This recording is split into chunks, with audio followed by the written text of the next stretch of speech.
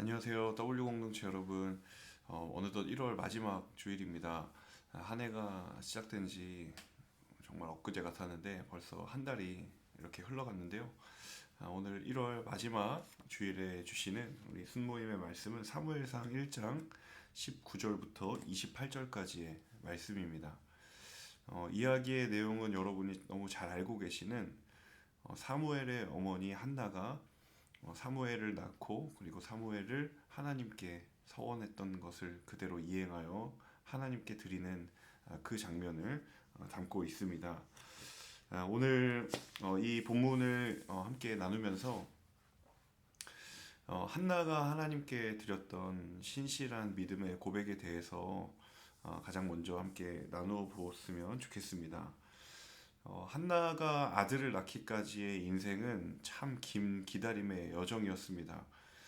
단순히 기다리는 것도 참 어려운 일이지만 그 기다림의 시간 가운데에 굉장한 억울함과 또 한숨과 탄식이 나올 법한 그런 상황 가운데에 한나는 그 시간을 보냈습니다.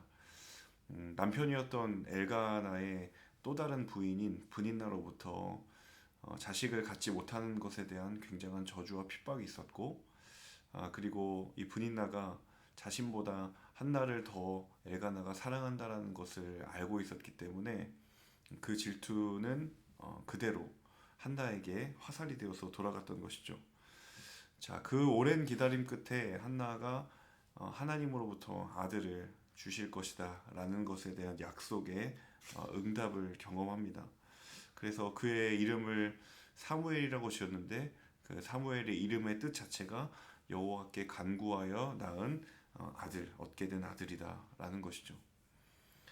굉장히 기적적인 사건이었고 자신의 생각에는 불가능할 것처럼 여겼던 그 일이 일어났습니다.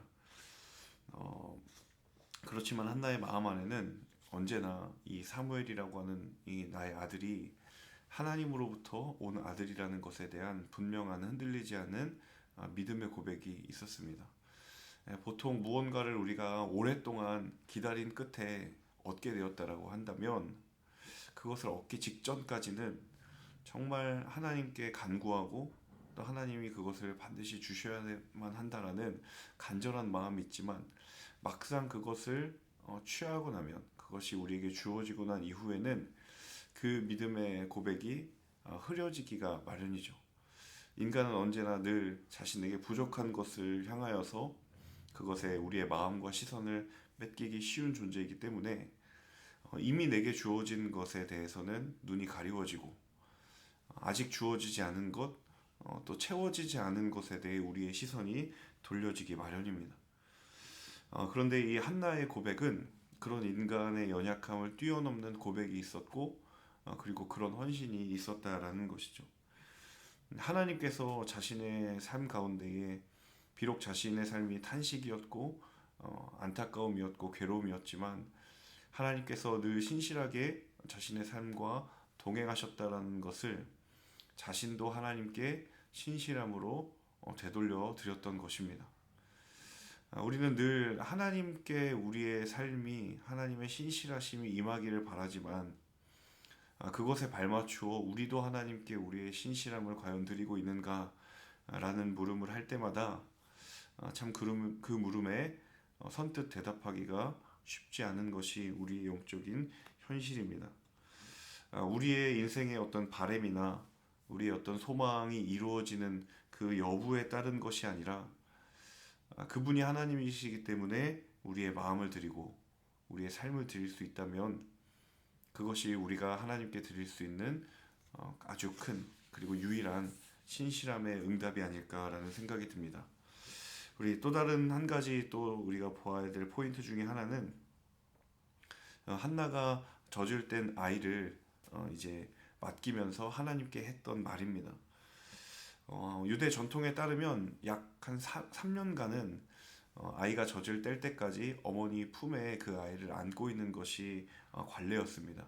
그래서 한나도 그것에 따라 매년 그 성소에 올라가는 것을 양해를 구하고 3년간 아이를 양육하죠. 그리고 나서 이제 3년 어간이 흐른 뒤에 실로에 있는 성소에 가서 사무엘을 드리게 됩니다. 그때 그 아이를 자신이 달라고 구했는데 하나님께서 내가 구한 것을 주셨고, 그래서 내가 약속대로 사무엘을 하나님께 드리겠노라 라고 고백을 하게 되는 것이죠.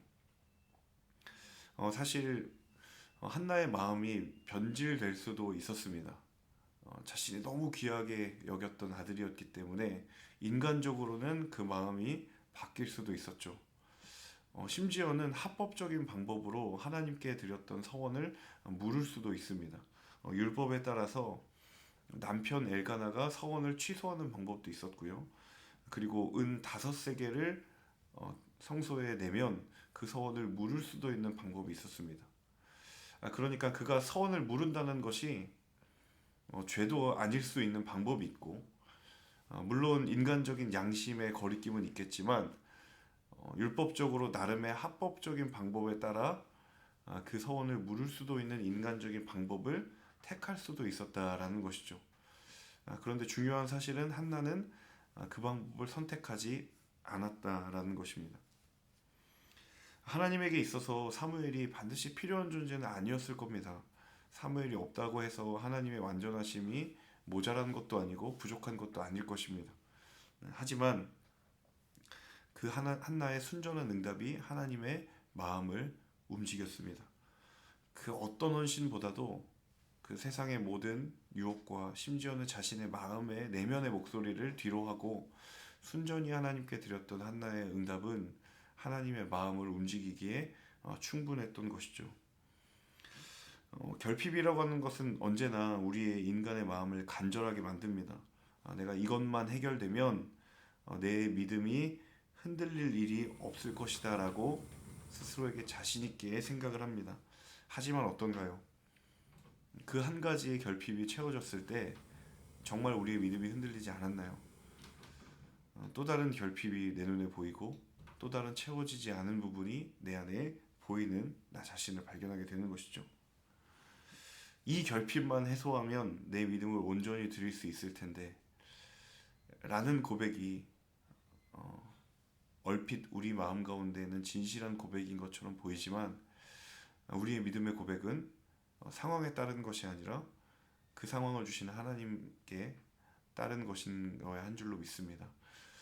오늘 이 한나의 고백을 보면서 가장 인생의 귀한 것을 다시 하나님께 되돌려 드릴 수 있었던 그 한나의 마음, 우리의 삶의 자리에도 이 사무엘처럼 귀하게 여기는 그 무엇이 있다고 할진데 그것을 하나님께로부터 온 것임을 정직하게 고백할 수 있고 또 그것을 하나님께 되돌려 드릴 수 있는 우리의 그 순전한 헌신의 응답이 있는지 생각해 볼 수 있는 귀한 순모임이 될 수 있었으면 좋겠습니다.